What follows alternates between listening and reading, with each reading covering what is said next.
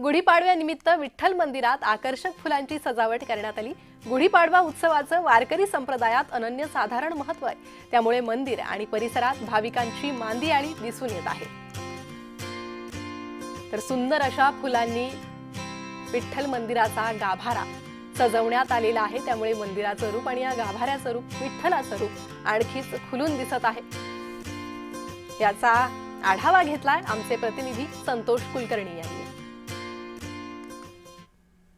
वारकरी संप्रदायामध्ये गुढीपाडव्याला अनन्यसाधारण महत्व आहे। कारण आजपासून हिंदू नववर्ष सुरू होतं।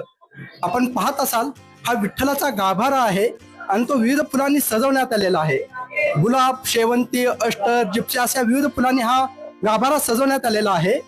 याच दिवशी ब्रह्मदेवाने विश्वाची निर्मिती केली असं मानलं जातं आणि त्यामुळे या दिवसाला अनन्यसाधारण महत्व आहे। वारकरी संप्रदायात पहाटेपासूनच भाविक भक्त विठ्ठलाच्या दर्शनासाठी येतात।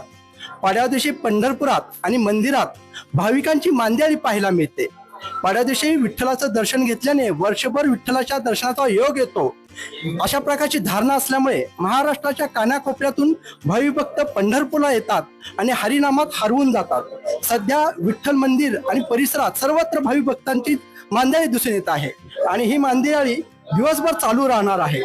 कारण पाडव्या दिवशी दर्शन घेणं पुण्याचं मानलं जात असल्यामुळे मोठ्या प्रमाणात विशेषतः वारकरी मोठ्या संख्येने पंढरपूरला येतात आणि विठ्ठलाचं दर्शन घेऊन तृप्त होतात, हरिनामात हरवून जातात। संतोष कुलकर्णी, जय महाराष्ट्र न्यूज, पंढरपूर।